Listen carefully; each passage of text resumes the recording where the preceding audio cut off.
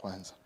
Kuna siku nakumbuka kuna bibi mmoja anaitwa Bibi Agnesi, na tulikuwa tuko pamoja, alikuwa anataka kumshuhudia. Lakini yule bibi alikuwa amebeba beseni la ndizi juu ya kichwa chake na alikuwa amechoka sana. Mama akamweka chini, akanunua ndizi zote zile katika beseni zilizokuwa zimebaki. Alafu akamwambia, sasa huna kitu cha kuuza, muda wako naomba unipe mimi.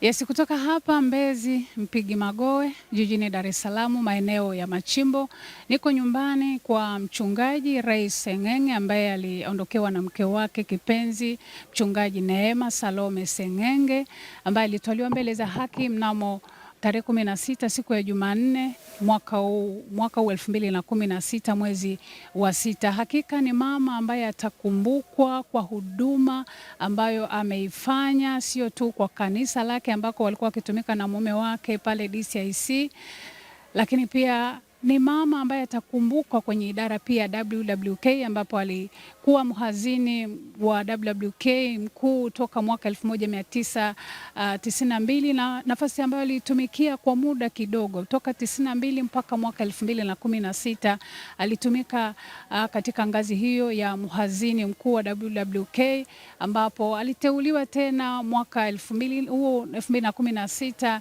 walipofanya uchaguzi, alichaguliwa tena kuwa makamu mkurugenzi wa WWK taifa. Kwa hiyo ni mama ambaye alikuwa kiongozi. Tukizungumzia mama ambaye alikuwa mtumishi, ni mama ambaye ametumika kwenye nafasi hii ya WWK katika miaka yote hiyo.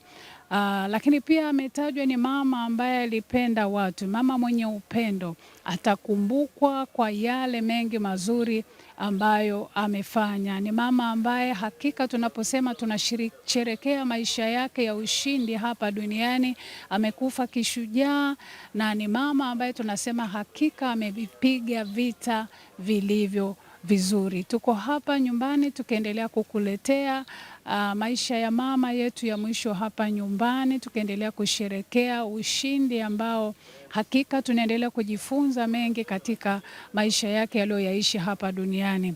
Siku ya Jumapili tarehe 21 kutakuwa na ibada hapa nyumbani kwake, ambapo itakuwa ni siku ya kusherehekea maisha yake, yale ambayo aliyaishi hapa duniani, namna ambavyo amevipiga vita vilivyo vizuri. Lakini pia siku ya Jumatatu itakuwa ni siku ya kwenda kuagana na mama yetu, kwa maana ya kwenda kumpumzisha, na kutakufanyika ibada ya kumuaga pale kanisani kwake alipokuwa akitumika na mume wake DCIC pale Kariakoo. Lakini baada ya hapo basi tutakuwa na wasaa wa kwenda kumpumzisha mama yetu katika makaburi ya Kinondoni, mahali ambapo wameandaa kwa ajili ya kwenda kumpumzisha. Na nikuhabarishe tu kwamba tukio hili tutakuwa tukilirusha mubashara kupitia kituo hiki cha NYTV. Basi usisite kuwepo kufuatilia ibada hii ya kuaga siku ya Jumatatu. Tutakuwepo tukirusha tukio hili live kuanzia kanisani na hata mpaka kule makaburini. Basi Mungu akubariki. Tutapata pia wasaa wa kuzungumza na mtoto wake, anazungumziaje maisha ya mama yake, yapi ambayo atayakumbuka katika safari ya mama yake hapa duniani. Lakini pia tutapata wasaa wa kuzungumza pia na mume wake.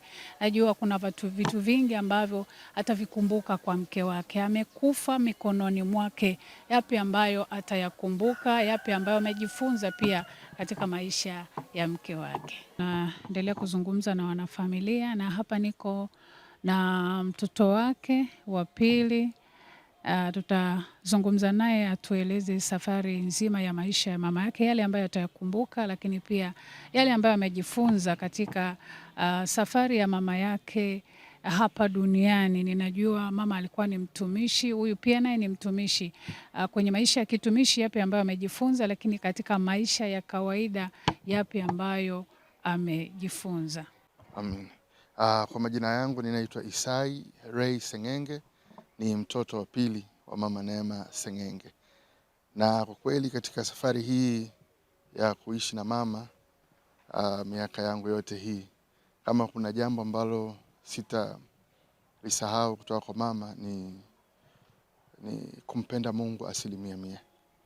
na siri kubwa ya kumpenda Mungu na kuendelea kumpendeza Mungu kwa uwezo wako wote, kama kwa mafundisho yake na kama katika maisha yake, ni unyenyekevu. Kunyenyekea ni sehemu kubwa sana ya kuishi maisha ya kumpendeza Mungu. Na sio hivyo tu, mama alikuwa na, kama naweza nikasema hivi, Mchungaji Neema alikuwa na ujumbe wake ambao alikuwa na upenda mwingine, ambao siku za mwanzo na siku endelevu za katika uongozi wake wa WWK kama mtunza hazina mkuu, alifundisha sana kuhusu utoaji. Na neno alilokuwa anapenda kusema ni kwamba utoaji ni moyo halisi wa Mungu. Na mimi kama mtoto wake nimejifunza sana, kwa sababu yeye alikuwa afanyi mbele ya pazia. Yeye alikuwa anafanya nyuma ya pazia, ambapo hakuna mtu ambaye anamuona, hakuna mtu ambaye atakayemsifia. Hapana. Yeye alikuwa anafanya kama vile mbele za Mungu na kumpendeza Mungu tu. Kwa hiyo hakujali nani anaangalia, hakujali nani anaona, ila alijali kwamba je, katika hili nalo ninaweza nikambariki Mungu, ninaweza nikampendeza. Na alikuwa anatumia neno moja, je, ninaweza nikamfanya Mungu atabasamu. Hiyo ndio ilikuwa nia ya moyo wake. Kwa mama alikuwa ni mcha Mungu. Kwa kifupi kama naweza nikaelezea hivyo, basi ni hayo. Katika maisha yako ya kukua wewe kama mtoto, tunawezaje kumzungumzia mama Mchungaji Salome? Alikuwa ni mama wa namna gani anapokuwa kwenye familia yake?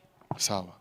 Mama ni mmoja wa watu wachache sana ambao nawafahamu, ambaye jinsi alivyo nyumbani ndivyo alivyo kila sehemu. Yaani hakuwa na sura mbili. Kwa hiyo kama ni mwonyaji, nyumbani ndivyo alivyo. Kama ni mnyoshaji, nyumbani ndivyo alivyo. Kama ni mpendaji, nyumbani ndivyo alivyo. Utumishi wake ulianza kwanza katika familia yake na nyumbani. Na kile alichokifanya nyumbani ndicho alichokifanya kila sehemu alipokwenda. Na ndio maana kila mtu anahisi kwamba amepoteza mama, kwa sababu mama hakuwa mama wa kwangu tu. Alikuwa mama wa kila mtu aliyekutana naye. Mama huduma yake ilikuwa ni ya upendo kwanza. Kuna siku nakumbuka kuna bibi mmoja anaitwa Bibi Agnesi, na tulikuwa tuko pamoja, alikuwa anataka kumshuhudia. Lakini yule bibi alikuwa amebeba beseni la ndizi juu ya kichwa chake na alikuwa amechoka sana. Mama akamweka chini, akanunua ndizi zote zile katika beseni zilizokuwa zimebaki. Alafu akamwambia, sasa huna kitu cha kuuza, muda wako naomba unipe mimi. Akamhubiria yule mama, na yule bibi alikuwa ni bibi wa umri ambao umeenda, unaweza kusema na karibia miaka 80. Lakini bado alikuwa yuko Kariakoo anazunguka na ndizi.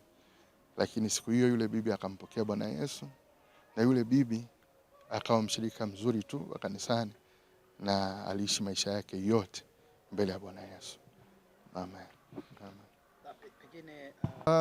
Masaa machache kabla mama hajaondoka, kitu ambacho nachoweza kusema nikumbuka alisema na mimi ni haya mambo ya kwenye huduma. Kwamba endelea kumwishia Mungu. Yeye ameishi kwa uaminifu mbele zetu, na sisi kama watoto hatuna sababu ya kupapasa bila kujua njia, kwa sababu mfano kamili tunao mbele yetu. Kama ninaweza nikasema, ingawa si rahisi, lakini yeye amefanya kazi yetu ya utumishi na kumjua Mungu iwe rahisi sana, kwa sababu kila alichokijua alikitufundisha. Kila alichokijua, kila alichokiishi alituambukiza. Kwa hiyo kama ni dakika za mwisho, ni siku ya Jumapili, tulikaa wote kanisani mpaka mida saa 11 jioni, akiwa anaendelea kuongea tu na sisi, mimi na mke wangu, akiendelea kutufundisha na kutuambia nini cha kufanya, kama vile mtu ambaye alikuwa anajua anaenda kumaliza safari. Lakini kwa kifupi ni haya. Na Jumanne asubuhi, Jumatatu jioni ilikuwa ni salamu kama kawaida, kwa sababu tuna tabia ya kuwasalimia wazazi. Sasa sisi ndio watoto, na wao sasa umri umekwenda. Kwa hiyo sisi tulikuwa ni salamu tu, na yeye alikuwa bado yuko vizuri na afya yake kamili kabisa. Ndio. Nyakati zipi ngumu kwako utazikumbuka au nzuri kwenye maisha ya mama? Nyakati ngumu kwa kweli sina, ila nyakati ambazo nikikaa nikifikiria zinanipa changamoto, niseme ya kukaa na kusema kwamba bado sijafanya vizuri, mama alikuwa na tabia moja. Ukifanya vizuri anakutia moyo kwamba unaweza kufanya vizuri zaidi, na kama hujafanya vizuri anakuonyesha wapi ulipokosea, anakufundisha jinsi gani ya kufanya, alafu anakusaidia uweze kufanya vizuri. Kwa hiyo ni ile changamoto ya kwamba nikimuona mtu anakosea nisiwe wa kwanza kuhukumu, niwe wa kwanza kumsaidia, kwa sababu yule mtu mwingine akifanya vizuri, basi utukufu unakuwa kwa Bwana Yesu, na sisi kama Wakristo tunaimarika, hasa kati ya Wakristo na Wakristo. Na hiyo ndio changamoto ambayo nimetamani mimi sana kama mtoto na kama mtumishi niishie, kwamba badala ya kuhukumu watu, Kristo hakuja kuhukumu ulimwengu, alikuja kutafuta kilichopotea, na kukumbatia na kumuonyesha mtu upendo wa Mungu, kwa sababu Mungu ni pendo. Amen. Pengine kwa kumalizia, ni katika maisha ya mama ya utumishi na maisha ya kawaida kwa ujumla, kitu gani ambacho umejifunza au utajivunia kwamba hata leo mama hayupo lakini ninajivunia hiki? Mama amezaa watoto wengi. Mama amelea watu wengi. Mama amenifanya mimi na kaka yangu tuko wawili tu, hatuko wengi kama familia nyingine. Mungu alitupa neema ya kuwa wawili, lakini leo sina sababu ya kulia, kwa sababu watu waliokimbia na kuja huku sio watu wazima tu, ni watu wa kila rika, kila umri, kwa sababu ya jinsi ambavyo mama alimfanya kila mtu afeel kama mwanae. Kwa hiyo mimi nikikaa kama hivi, nikiangalia ndugu zangu, nikiwaona watu wa rika langu na wadogo zangu, nahisi mama ameniachia urithi mkubwa sana, wa watu ambao walikuzwa katika maadili ambayo mimi nilikuzwa, na katika misingi ya kumjua Mungu kama mimi. Kwa hiyo hilo ni jambo ambalo najivunia sana, na limenifanya hata mimi wakati huu nisiwe na huzuni sana, kwa sababu kila sura ninayoiona inanikumbusha upendo wa mama. Amen.